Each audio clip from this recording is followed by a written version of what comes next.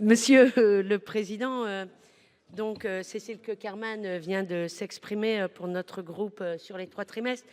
Moi, j'aimerais intervenir quelques instants sur la question qui est finalement au cœur de nos travaux, mais qui pourtant a été déclarée irrecevable. Il s'agit de la question de la prise en compte de la pénibilité dans le calcul de la retraite de nos élus locaux. L'objet même d'un texte que nous étudions aujourd'hui est d'améliorer les conditions d'exercice du mandat électif local. C'est pour cela que j'ai souhaité que soit pris en considération le dévouement important et exceptionnel d'élus dans le calcul des trimestres de retraite supplémentaire.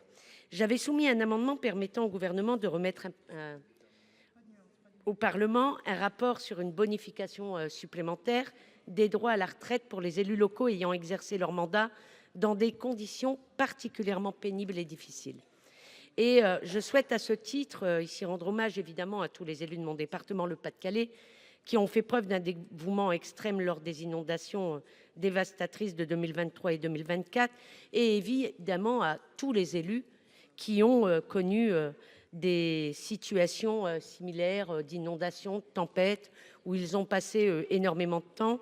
Et les maires de mon territoire sont restés jusque-là la dernière évacuation dans les rues de leur ville, enchaînant réunions de crise et secours aux personnes. Réfléchir à la possibilité de leur octroyer une bonification de leur retraite à ce titre, au regard de la pénibilité des conditions dans lesquelles ils ont exercé leur mandat, me semblait non seulement en lien direct avec la proposition de loi, mais aussi un moyen tout à fait honorable de les remercier pour cet engagement. Je regrette que cet amendement ait été déclaré irrecevable et je réaffirme évidemment tout mon soutien et ma reconnaissance à ces maires et à ces élus dévoués. La rapporteure.